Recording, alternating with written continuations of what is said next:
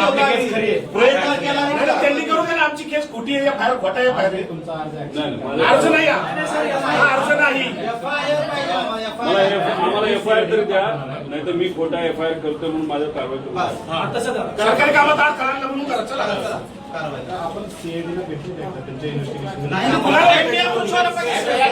साहेब एक महिना झाला, एक स्टेटमेंट पोलीस साहेब, एक महिना झाला, एक स्टेटमेंट तरी आले सीआयडीचं. बरं आम्हाला सांगा, सीआयडी तुम्हाला माहित नसेल कोणाला बोलवलं सीआयडी नाही. त्याचा रोहित सिंग अमेरिकेत जाऊन आला, तो दिल्लीत येऊन बसला, सीआयडी त्याला अजून नाही बोलवलं. व्हीके सिंग जो मालक आहे त्याला अजूनपर्यंत बोलवलं नाही. त्याच्याबरोबर मेंटेनन्स करणारा महाराष्ट्रात बसणारा जो त्यांचा माणूस आहे त्यालाही अजून बोलवलं नाही. सीसीटीव्ही बद्दल फक्त इथले गोळा केल्याने त्यांनी आम्हाला कळालं. त्यानंतर तिथं जो जे 2 येणार होते कॅप्टन पायलट ते अचानक कॅन्सल झाले. का झाले त्यांना अजूनपर्यंत बोलवलं नाही, त्यांना नोटीस नाही.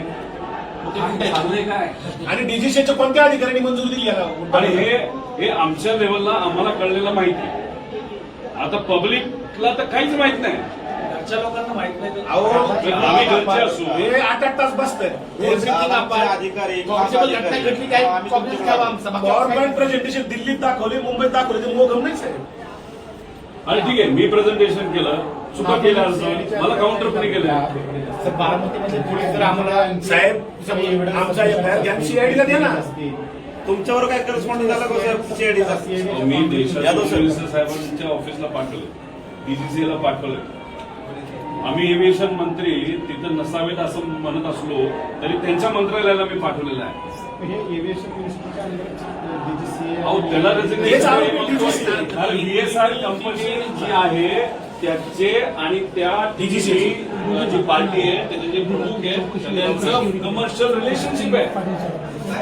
मग म्हणून व्हीएसआरला वाचवत आहे.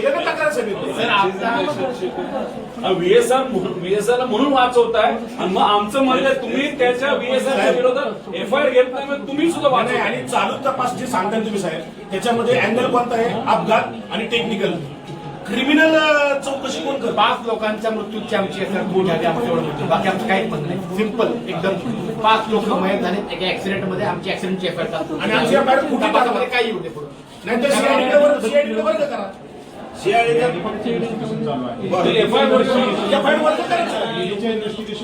फाइंडिंग झाल्यापासून गुन्हा दाखल करणार आहे.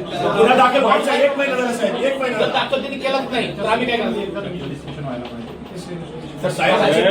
सीबीआय मध्ये आता आपण बोलतोय, आता आपण बोलत असताना 7,000 पेक्षा जास्त केसेस प्रलंबित आहेत. 2600 केसेस 10 वर्षाला प्रलंबित आहेत.